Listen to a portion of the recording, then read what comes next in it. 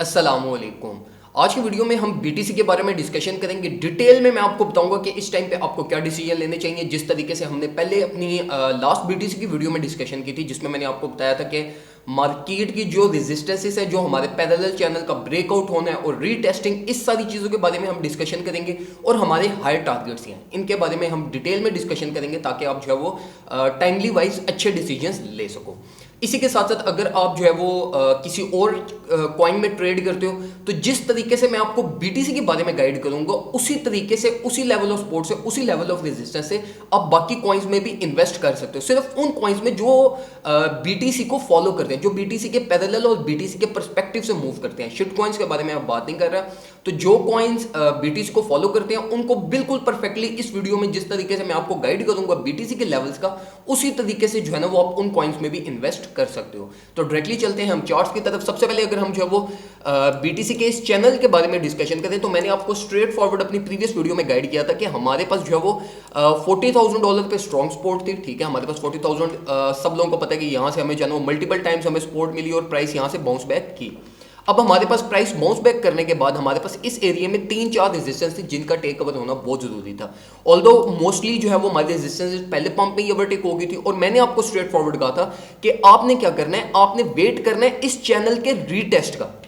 इस चैनल के हमारे रीटेस्ट का, हमारी रीटेस्ट सक्सेसफुली, जिस तरीके से मैंने आपको स्ट्रेट फॉरवर्ड अपनी प्रीवियस वीडियो में गाइड किया था कि तब तक बाय मत करना जब तक हमारी प्राइस ब्रेकआउट नहीं करती और रीटेस्ट इस चैनल की सक्सेसफुल नहीं होती। और अगर आप यहां पर देखो तो हमारी रेड कैंडल बिल्कुल परफेक्टली रीटेस्टिंग सक्सेसफुली, और उसके बाद ये अब जो है वो हमारी बिल्कुल परफेक्टली जो है ना वो मार्केट इस टाइम पे पंप है और ऑल द वे अब जो है ना $47,000 को टच करने की तरफ जा रही है।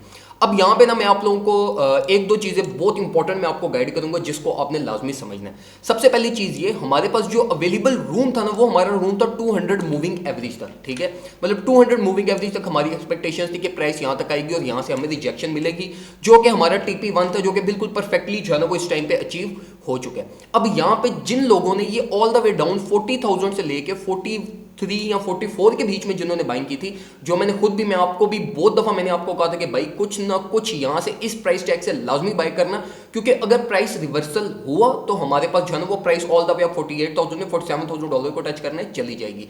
तो इसलिए मैं हमेशा आपको रिकमेंड करता हूं कि जो करंट मार्केट प्राइस टैग होती है वो हमेशा कुछ ना कुछ बाय लाजमी होता है। और मैं आपको ये भी बहुत दफा बता चुका था कि हमारे पास जब भी कोई ट्रेडर्स ये लोअर टारगेट, जिस तरह मैक्सिमम ट्रेडर्स इस टाइम पे जो है वो ऑल द वे डाउन $37,000-38,000 को देख रहे थे, कभी भी वो टारगेट्स हिट नहीं होते। यहाँ तो मार्केट पहले रिवर्सल ले जाती है, यहाँ तो उससे बहुत ज्यादा नीचे ड्रॉप कर जाती है।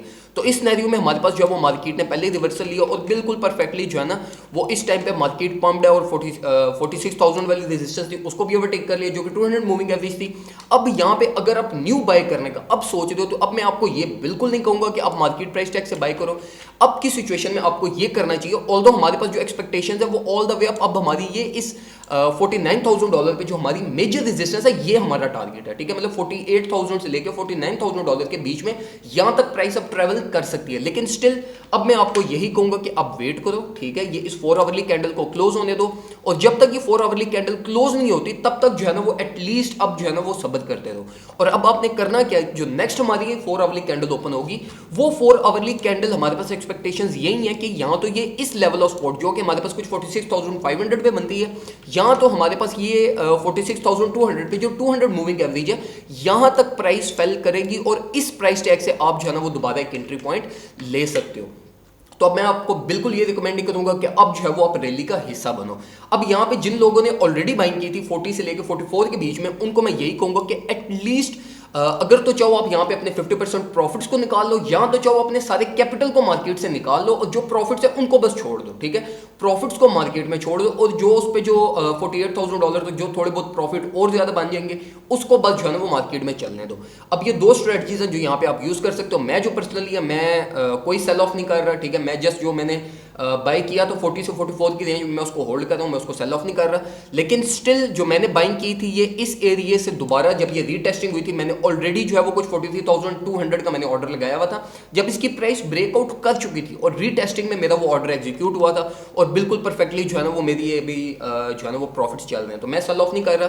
मैं जो अभी चीज देख रहा हूँ, मैं स्टिल न्यू बाइंग की अपॉर्चुनिटीज ढूंढ रहा हूँ, और वो न्यू बाइंग की अपॉर्चुनिटी एक 200 मूविंग एवरेज, जो कि हमारे पास कुछ 45,900 या 46,000 बिलो सर्टनली बिलो बनता है, यहाँ से जो है वो मार्केट में दोबारा जो है ना वो कुछ 20 to 25% में बाय करूँगा। इसी तरीके से यही सिंपल सी चीज़ है जो आपने यूज़ करनी है। हमारा जो चैनल था वो बिल्कुल परफेक्टली ब्रेकआउट हुआ। एज सच मार्केट में हमारे पास जो है ना वो कुछ भी नहीं है। जिस तरीके से हमारे पास एक्सपेक्टेशंस थी कि अगर प्राइस $40,000 बिलो फेल करती है तो $37,000 एक्सपोज हो जाएगा, और $43,000 ओवरटेक होता है तो हमारे पास $48,000 एक्सपोज हो जाएगा। बिल्कुल परफेक्टली उसी तरीके से जो है ना वो मार्केट ने मूव ली है। तो मैं आपको भी अब यही रिकमेंड करूंगा कि जो चीज़ें मैंने अभी आपको बताई हैं इन्हीं के अकॉर्डिंगली जो है ना वो बाकी कॉइन्स में भी अगर आप इन्वेस्ट करते हो तो उन्हीं के इसी चीज़ के अकॉर्डिंगली जो है ना उन कॉइन्स में भी इन्वेस्ट करना। हाँ, अगर आप जो है वो कार्डानो में इन्वेस्ट करना चाहते हो तो कार्डानो एक अच्छी बाइंग रेंज में, स्टिल 2.3 2.4 एक बहुत अच्छा बाइंग रेंज है।